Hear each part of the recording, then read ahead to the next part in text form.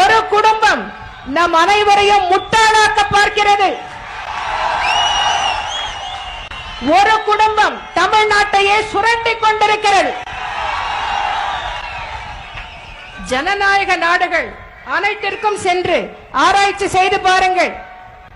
எந்த நாட்டிலாவது தகப்பன் முதலமைச்சர், மகன் துணை முதலமைச்சர், மற்றொரு மகன் மத்திய அமைச்சர், பேரன் மத்திய அமைச்சர், மகள் நாடாளுமன்ற உறுப்பினர், மகளின் மனம் கவர்ந்தவர் மத்திய அமைச்சர் என்று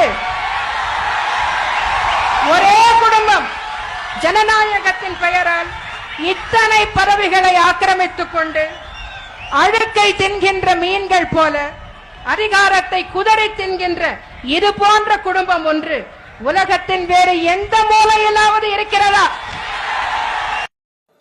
சம்பிரதாயத்துக்காக ட்வீட் போடுறதும், சம்பிரதாயத்துக்காக அறிக்கை விடுறதும், சம்பிரதாயத்துக்காக நானும் மக்களோட மக்களா இருக்கிறேன் காட்டிக்கிறதும், சம்பிரதாயத்துக்காக மழை தண்ணியில நின்று போட்டோ எடுக்கிறதும்,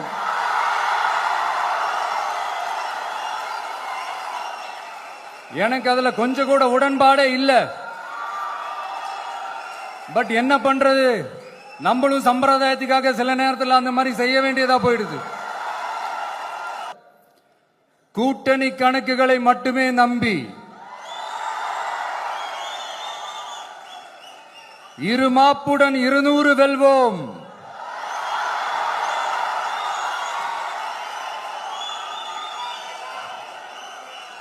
என்று எகத்தால முழக்கமிடும் மக்கள் விரோத ஆட்சியாளர்களுக்கு என் மக்களோடு இணைந்து நான் விடுக்கும் எச்சரிக்கை,